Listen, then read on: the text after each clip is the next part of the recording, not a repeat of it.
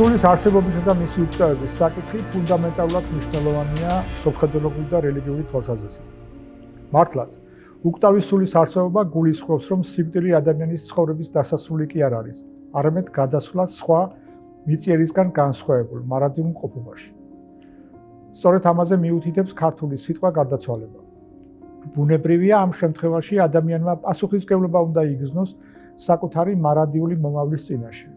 უნდა მოემზადოს მისთვის და სათანადოდ იმოქმედოს, როგორც ამას მიწიერი მიზნების აღსრულებისას აკეთებს. ასეთი პოზიცია მას უბიძგებს რელიგიას მიმართოს შესაბამის ფუნდამენტალურ კითხვებზე პასუხის მისაღებად. სხვაგვარი პასუხისმგებლობით მოეკიდოს მის გარშემო მყოფ ადამიანებს და სხვა საზრისი დაინახოს ყველაფერში, რაც მის გარშემო ხდება. ამ საკითხზე საუბარი განსაკუთრებულად აქტუალურია ჩვენს მატერიალისტური სულისკვეთებით და მსოფლმხედველობით გაჯერებულ ეპოქაში, რომლის დროსაც ბევრი სულს მოძველებულ წინამოდერნულ კონცეფციად მიიჩნევს. ისინი სულის არსებობას უარყოფენ იმ საბაბით, რომ მისი მოხელთება შეუძლებელია მეცნიერული დაკვირვების გზით და აქედან გამომდინარე, ის რასაც ჩვენ სულს უწოდებთ, მხოლოდ რთულ ნეირონულ ურთიერთქმედებად მიაჩნიათ. ეს ვითომ და მეცნიერული პოზიცია სულაც არ არის მეცნიერული. მისი პრეტენზიები მეცნიერების კომპეტენციის საზღვრებს ცდება და გაუმართლებელ ფილოსოფიურ დაშვებებს მოიცავს. რადგან მართალია მეცნიერებას შეუძლია აღწეროს და შეისწავლოს მატერიალური პროცესები, მას არ შეუძლია საბოლოოდ დაამტკიცოს, რომ მატერია და მატერიალური პროცესები მოიცავს ყველაფერს, რაც კი არსებობს.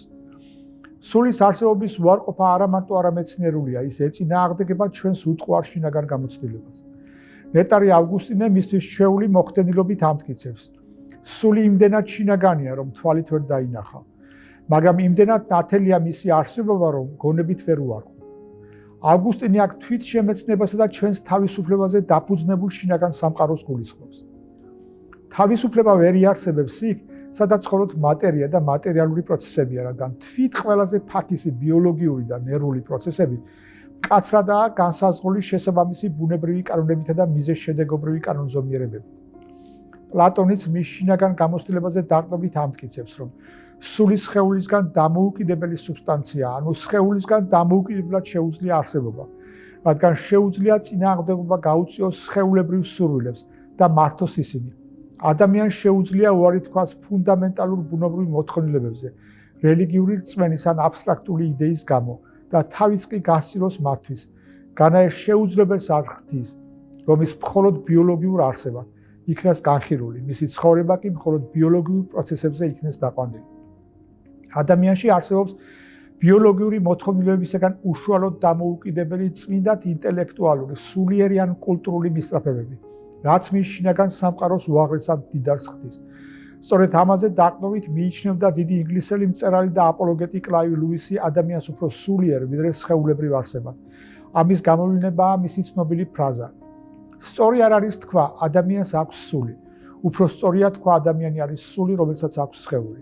რადგან სული არამატერიალურია, ის შეუდგენელია, ანუ განუყოფელია, ამიტომ არ შეიძლება დაიშალოს და განადგურდეს და ის ადამიანის გარდაცვალების შემდეგაც აგრძელებს არსებობას.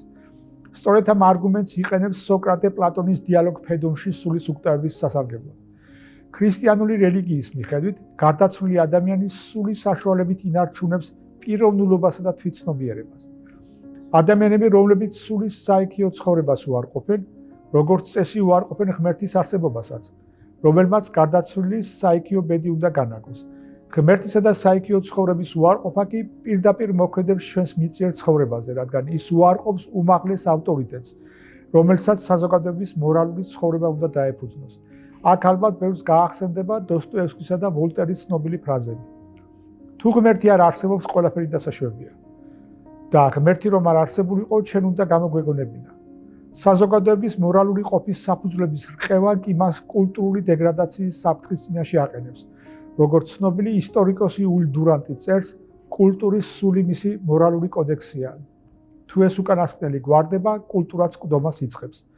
ეს საუბარი მინდა ცნობილი გერმანელი თეოლოგის დიტრიხ ბონჰოეფერის სიტყვებით დავასრულო. ჩვენი ცხოვრება მიწიერ საზღვრებს ცდება. ამიტომ ამ საზღვრებს უნდა ცდებოდეს ჩვენი ცხოვრებისეული მიზნები.